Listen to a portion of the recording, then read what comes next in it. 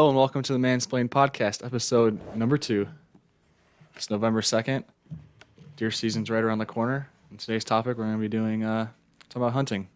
I'm Jacob. I'm joined with... I'm Mark, and this is an exciting time of year for people all over the country.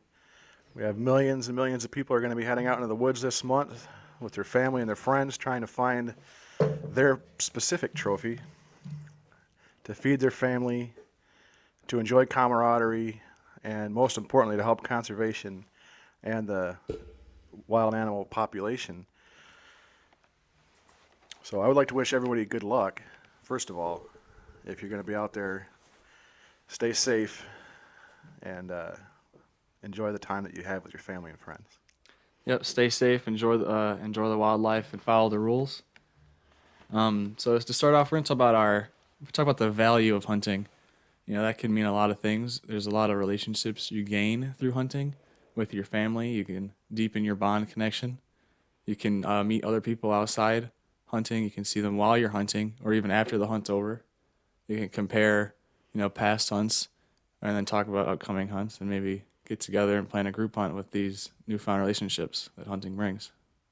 And you get to share in the excitement at the local buck pull where people are showing off their deer and telling their hunting stories. It's a really great time of year, and millions of people participate all over the country. And the value goes beyond, just getting some meat or anything like that. The bonds that you build with your son or your daughter, your wife, your niece, your nephew, your aunt, your uncle, your brother, your neighbor, these are lifetime bonds that you build. These are moments that you can share with each other forever. And that is worth more than any animal that you're going to be lucky enough to harvest this year, at least in my opinion. That's really what it's all about, is getting out with your friends and your family and having that quality time that is uniquely available, on a hunting trip, or sitting in a blind together, or sitting around the campfire afterwards enjoying your favorite beverage and a nice meal. That's where the real gold lies, in my opinion. Yeah, I don't think it's the animal itself. I think it's what experiences you gain while hunting, whether you get an animal or not. If your hunt is successful or not, I think the most value comes with the experiences that you get from hunting. And I think also that hunting brings this kind of spiritual, instinctual value to it. As the human race, we've been hunting since our inception. Hunting and gathering has always been the cornerstone of our nutrition. And I think it's important that we can remember those roots and still hold true to them. I agree. A lot of people on the anti-side like to say it's not fair, you have guns and it's so easy. And anybody who's ever spent an hour in the woods searching for any quarry, be it a squirrel or a rabbit or a deer or an elk or a moose, there's nothing easy, even with a gun, about going out and, making a successful harvest on an animal. They have every advantage in their corner. They can see better, they can hear better, they can smell better. They're faster, they're quieter, they blend in better. And at our rawest center, we still, inside of us, have that DNA where you had to hunt to survive. And anytime you can, fill that intrinsic need that humans have, I think that's a good time. And, there's probably, 1,000 analogs for hunting in the modern world, whether it's scoring a bargain at the grocery store or beating up the car salesman to get that best price possible. There's a predatory instinct in you that you're trying to take advantage of in most situations. And, hunting is just one of those most primal parts of the human body, human soul, the experience. And I think going back to the fairness issue of us versus animals, they're truly the masters of their own domain. They've been fighting the fight, like I said, since their inception too. They're always trying to get away and survive and adapt. Evolution takes effect, and they get smarter with every generation. If you hunt and you make that one little sound, you crack a twig or anything, and you've scared off everything in the region. They truly are superior when it comes to their senses. Really, the only advantage that humans have is their ability to think and their smartness. But even then, that could backfire when you're trying to outsmart the animal. So. Absolutely. And, to experience nature in its habitat is a majestic experience. You going to the zoo or watching a documentary on the National Geographic Channel, it doesn't compare to seeing, any animal in its habitat living its life, and the appreciation that you have for nature and the game is, it just goes up every time you get a chance to experience, what makes them special. I think everyone remembers their first time out in the blind or in the tree stand. They see their first interaction with wildlife. Not like a squirrel or a bird in your backyard, but out in nature, in wildlife, and seeing nature in its true form is truly beautiful. And I think everybody remembers that first feeling, that first experience that they have with that.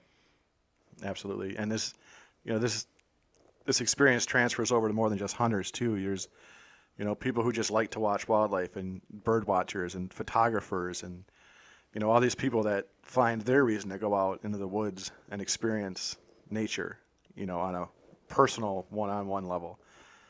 And that's the real story of what hunting is all about.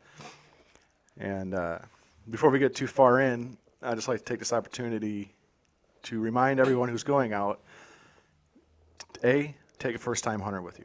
Our numbers as hunters nationwide are shrinking. The baby boomers are getting older. They're not hunting as much. Their kids and their grandkids aren't filling the void, and that's going to lead to less money, less population, overpopulation, all kinds of negatives that come from that, which we'll get into a little bit deeper. But while we're out there, whether we're hunting in a tree stand or hunting on the ground, safety is your responsibility, and it's your number one responsibility. If you're in a tree stand, there's no excuse to not wear your harness. Thousands of people every year are injured in tree stand incidents. 3,000 people in 2018 had an injury, which is a big number. But in 2010, that number was 50% higher. So we're making progress in the right direction, but there's no reason to not use your safety harness.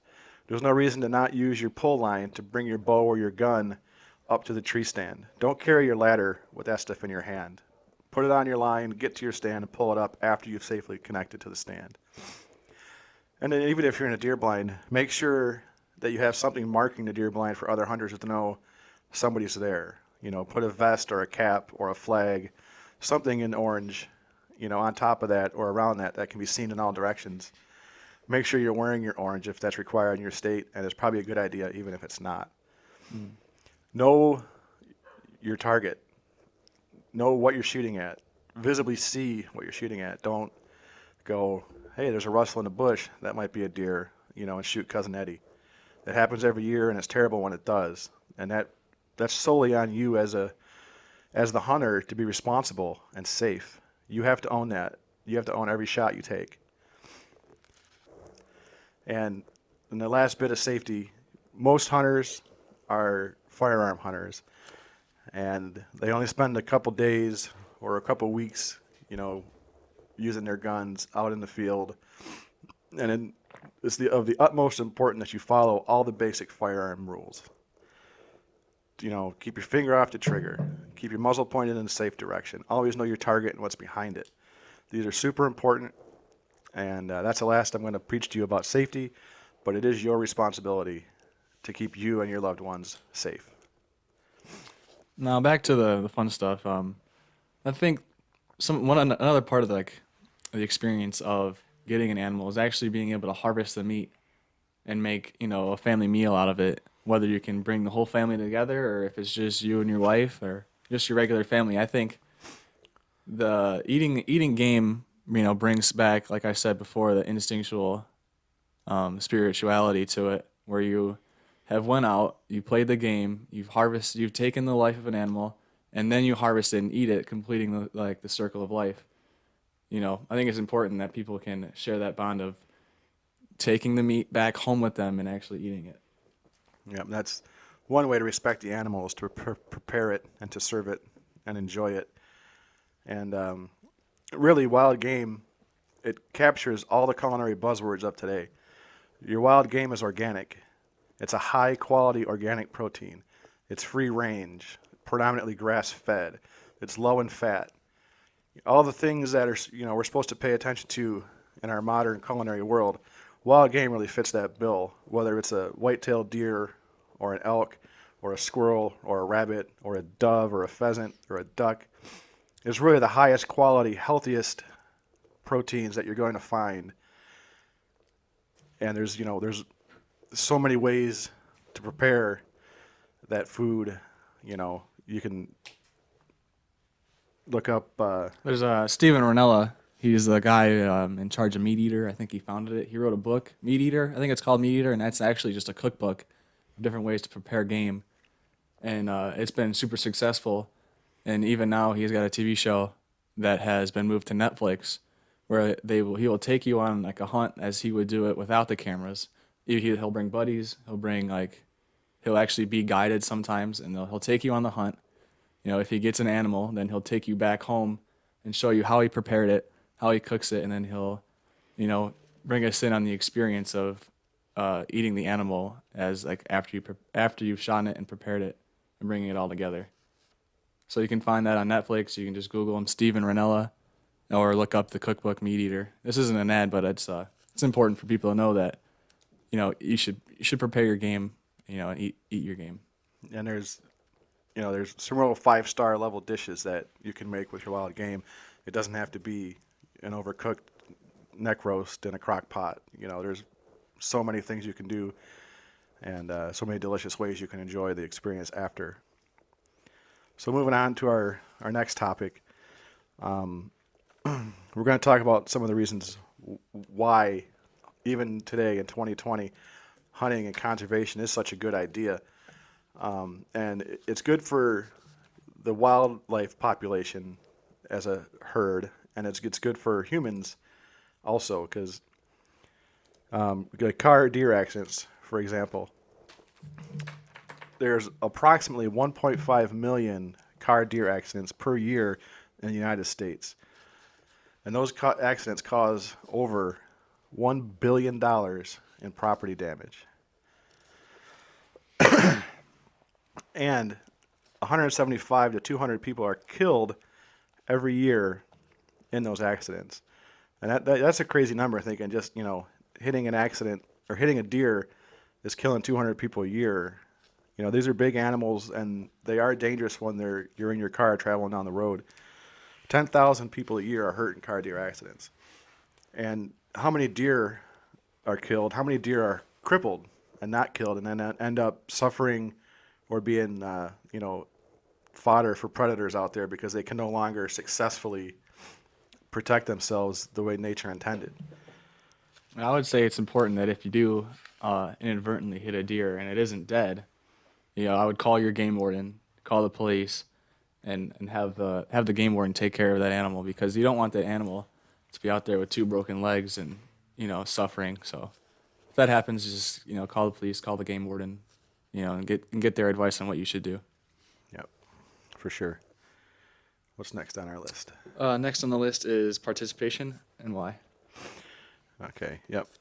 Hunter participation. I alluded to it earlier.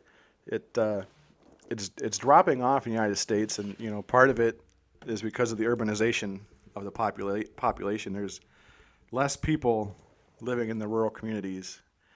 Then that by default kind of means there's less people hunting. There's less access to hunting. There's less cultural impact in those neighborhoods. Where if you grew up on a farm, hunting's kind of part of the thing. But if you grew up in the city or in the suburbs, it's much less a part of the everyday life. But as of 2016, only 4% of the population in the United States participated in hunting activities. Between 2011 and 2016, there was a decrease of 2 million hunters, and that's almost 15% of the hunting population that have gone away. And that's a huge number. And those numbers impact so many levels of the economy that even a small dip in hunting participation, not only does it have negative effects on the conservation of the game, it has negative effects on local economies and all other sorts of things like that. Like he mentioned if you're going out hunting this year and the upcoming gun season, he said take a first time hunter with you, and introduce them to that experience. We need to pass this tradition on to our friends, our children, our nieces and nephews to ensure that this tradition, one, stays alive because it's important for us spiritually, but also economically. There's some very interesting numbers that we will be giving you that show you how important hunting is to our economy. Yeah, and with that, let's talk a little bit about the Pittman-Robertson Act. This was started in 1939 at the request of the ammunition manufacturers of the time, and they saw that there was a decline in wildlife population across the nation, and they had some really smart people who thought, we have people who are hunting, we have people who buy guns, who buy ammunition. If we set up a voluntary excise tax, when we say, hey, you guys like this idea? We're going to tax all firearms, long guns, that is, and ammunition at 11% excise tax. And we're going to tax pistols and revolvers 10%. And we're going to tax bows and arrows and archery equipment, spends more specifically each arrow shaft itself with an 11% excise tax. And we're going to take those taxes and we're going to put them into the Federal Aid to Wildlife Restoration Fund. And that fund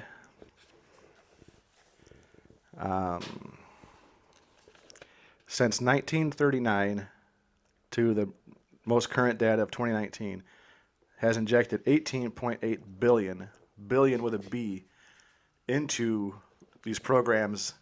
And these programs specifically are wildlife restoration, so habitat restoration, habitat improvement, habitat repurchasing, hunter education and safety programs, which are huge, grants to state agencies and private nonprofits that compile and produce the books and educational materials to use in these programs, and then multi-state conservation grants where state agencies, they have to get money from somewhere in order to maintain their state agencies, to maintain their habitat and their public land access opportunities.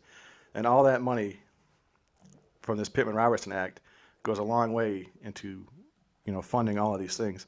And that money only comes from the people who buy firearms, ammunition, and archery equipment. Nobody else is putting money into this. This is self-funded by the conservationist, the hunter themselves. Yeah, I can't think of any other, quote unquote hobbies that generate this much economic activity. $18.8 billion just in these three things alone. Firearms, long guns, pistols, and archery stuff.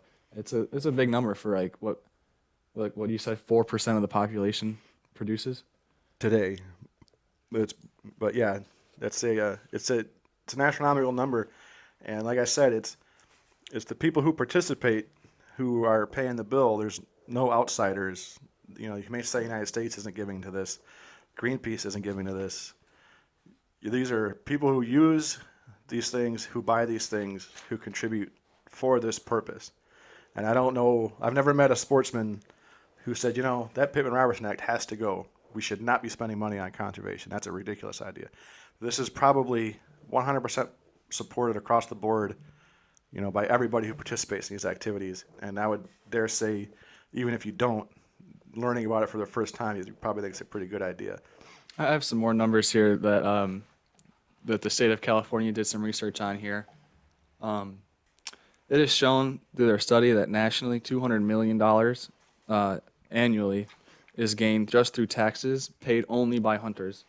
These taxes can be through, like we said before, the actual equipment used. But another large part of this is licenses that each state requires to hunt and fish. And all this money, $200 million annually. And sales taxes, hotel taxes, airline taxes, all these taxes go into this fund. Because don't forget, just because we buy our stuff and pay an excise tax, it's also taxed in all the regular ways too. Yeah, like I was saying, like this $200 million, it's a lot of money, that we hunters produce to, for in the name of conservation. Like the lobbyist groups aren't, shilling out $200 million annually like us everyday hunters are. And this money goes back to like the number one problem that they preach for, which is habitat rehabilitation and protection. This study on this website tells in the details that all this money goes, like the number one thing that this goes to is habitat protection and development. That's the biggest part, the biggest risk to wildlife is the lack of habitat, and we're the ones that want to protect that. You know, and I think it's also important to recognize the impact that hunting has on your local environment or local communities too. Outside of just the relationships that you can build, there are many jobs that are also created through hunting, as shown in this breakdown here. So that's just pretty sure in just the state of California. I have a number written down here that says 700,000 jobs were created, according to this website. Somewhere on here it says it. 700,000 jobs were created just for in the hunting and fishing industry alone. Like locally, that can be your processing companies.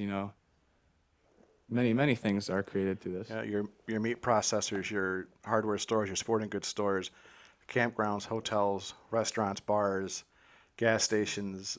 When the hunter goes out, he spends his money in the community where he's hunting in. He goes to the restaurant, he stays at the hotel, he has a campsite.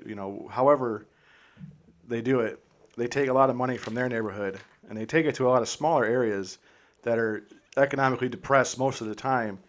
And hunting is a major way a lot of these smaller communities support themselves through the balance of the year.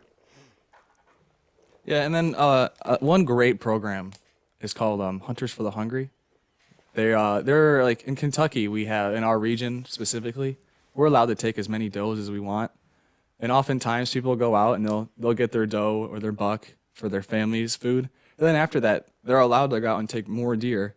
But since their freezer's already full, they can take that meat and donate it to families in need through this program. Yep, and this is a nationwide program, and they have chapters in every state that I'm aware of.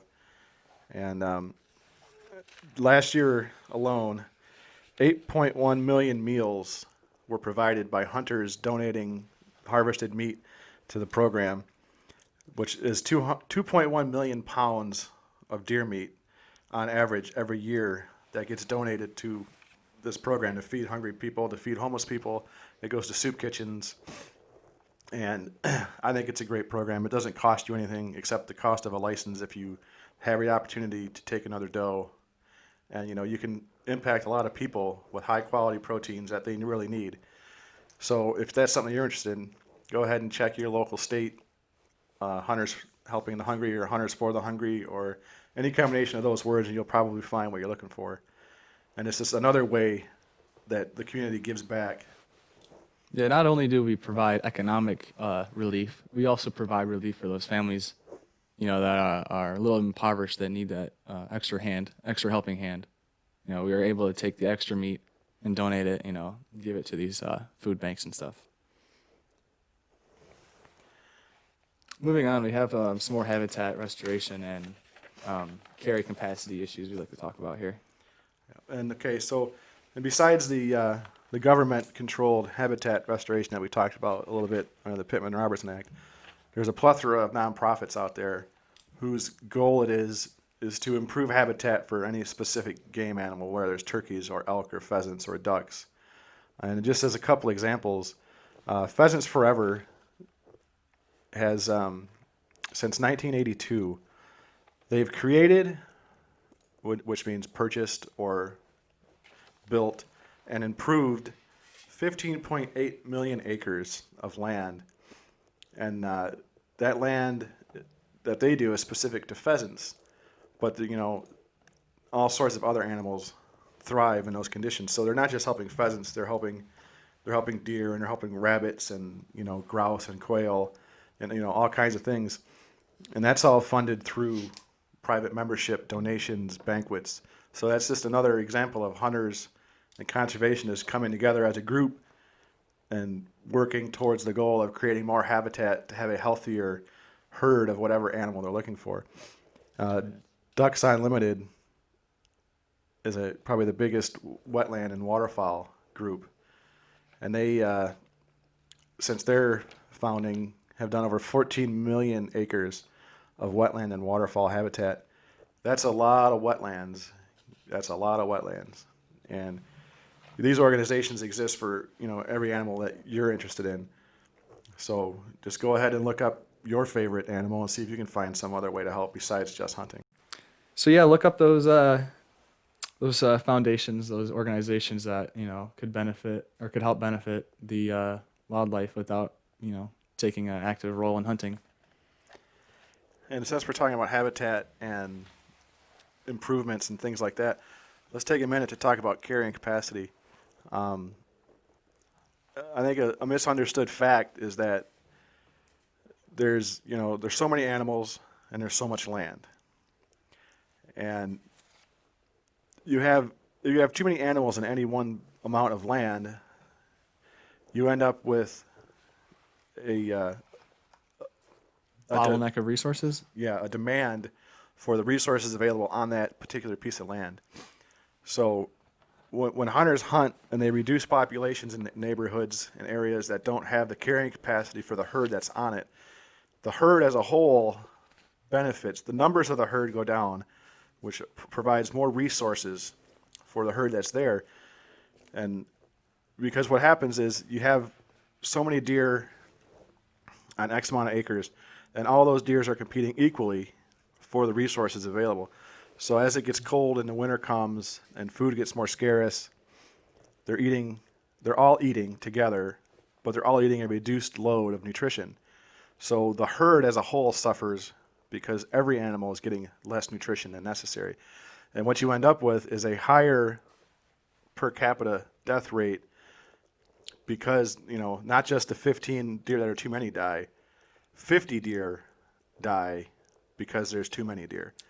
Yeah, it's not a breakdown. It's like, so if your land can sustain 50 deer, but there's 100 in the herd on this land, it's not going to be 50 fully nourished deer and 50 starving deer. It's going to be 100 starving deer.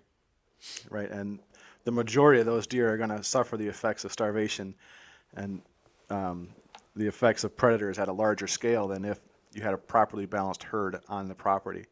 That's one of the important things about hunting that I think a lot of people, especially those who are maybe opposed to it or don't understand how hunting is conservation. That's the biggest way that hunters balance the ecosystem in the best possible way. There's only so much land available anymore for the herd, and an overpopulated herd hurts it in the long run. Yeah, the lobbying groups, they try to push for legislation, but when us hunters are taking an active role, hands-on approach to conservation, when we're out there, reducing population to ensure more resources for the population. It's important to know that hunters, we do take a hands-on approach to conservation. And I think it's important that if you have land, that you should share that land with hunters, to help ensure that the populations on your land are healthy. Yeah, I agree. Especially now when there's a finite amount of land in the world, and more of it falls in the hands of private individuals. We have to support our state and federal government in securing and keeping land access available to people. But large landowners who have the excess land that nobody is using, they should be probably a little bit more willing to allow hunters on. But at the same time, that the hunters that are lucky and have access to private land, they should treat that land as if it's their land. Don't do anything that you wouldn't do on your land. And if you do make any improvements or anything like that, you have to make sure you have landowner permission and respect the landowner as much. Yeah, if you take a deer or a turkey or anything, you should give thanks to your landowner by giving some of your meat to him. It shouldn't be like thanks for letting me use your land. Now I'm taking everything back home with me. Be thankful, be generous. Yeah, and speaking from personal experience, we are recent transplants to Kentucky, and previously we lived in Michigan, and there's giant giant areas of state and federal forest in Michigan where it's open to the public to hunt on, and finding a spot to hunt in Michigan, it may not be a good spot, but it's not hard to find a spot. But in Kentucky, over 90% of the land in Kentucky is privately owned. And for us, being new to the area, living in basically the suburbs of Cincinnati, finding land access is a very challenging prospect. When we first moved here, our network was very not diverse, undiverse. We had, we knew very little people. Now that we've been here a while, our networks are starting to spread out. We've been lucky enough to find somebody willing to open their land to us. And I want to say a big thank you to David. We really appreciate you. Yep. He lets us hunt trophy squirrels on his land to keep it a little more peaceful while he hunts deer, and it's great fun, and we really appreciate it. Yeah, and if you're wondering what a trophy squirrel looks like in Kentucky, they're probably half the size of the trophy squirrels in your state. Yeah, think of a big mouse. And I think, like you were saying earlier, that landowners take a direct role in their environment. I think Aldo Leopold, in his book, A Sand County Almanac, really shows this well. He mentions landowners across the state that take interest in improving their land, not for economic or trying to get famous reasons in the industry. They do it because they care for the land, and they want to see an improvement in their own little world that they can build. A great example of this is the duck banding system. That happens nationally. If you shoot a duck and it has a band on its leg, you're supposed to call the number and report that duck's identification number so they can track migration. And that started just through some guy in his backyard who would band his birds, and then he would track them every time they'd come back in the winter or whenever their migration path would come through. And he didn't do that to try and get famous for his efforts. He wanted to do that because he was curious. Being a landowner, you are in control of that little world that you own. I think it's important to, one, improve upon it the best you can, whether that be experimenting, tracking things, and then or just letting people onto your land to help the population health. I agree. The best conservationist is the one who cares the most, and the landowner, the hunter, they're everywhere every day. We have state conservationists, federal conservationists, but they can't get to the places where the average hunter goes or the average landowner goes to see on such a macro level where it is really helping and hurting and what needs to change. So when we have conversations about conservation, it's important to include everybody, because that little guy who studies the sparrow path in his backyard, he may know information that's important that nobody else knows because nobody has studied that. Yeah, it's like I said, the guy who kind of spearheaded the banding system. He did that just out of his curiosity alone, and only later did his practice become popular among scientists. Like, he didn't set out to find something popular for scientists to use. He just did it, and it ended up being, the major way to track migratory birds. I'll say migratory. That one. He did it just on his own fruition, and I think landowners need to take that initiative to improve upon their land, however that may be. And another living proof of this is the turkey numbers. Today's turkey environment is the good old days of turkey shooting. In 20 years, we'll look back and be like, man, those are some good days. Yeah, the wild turkey once Ben Franklin, I believe, whether it's urban legend or not, wanted to make the wild turkey the national bird of the United States because it was so plentiful and so important to the early settlers as a means of protein. But in 1920, 19 states didn't have a single wild turkey left, and that's mind-blowing. In 1973, there was only approximately 1.5 million wild turkeys left in the United States. And through the direct result of hunters and conservationists, the National Wild Turkey Federation, people interested in that specific bird as a sporting resource, today there's somewhere between 6 and 6.2 million wild turkeys in the United States. So if that doesn't illustrate how hunting contributes to the success of a wild animal population, it's hard to make it any simpler than that.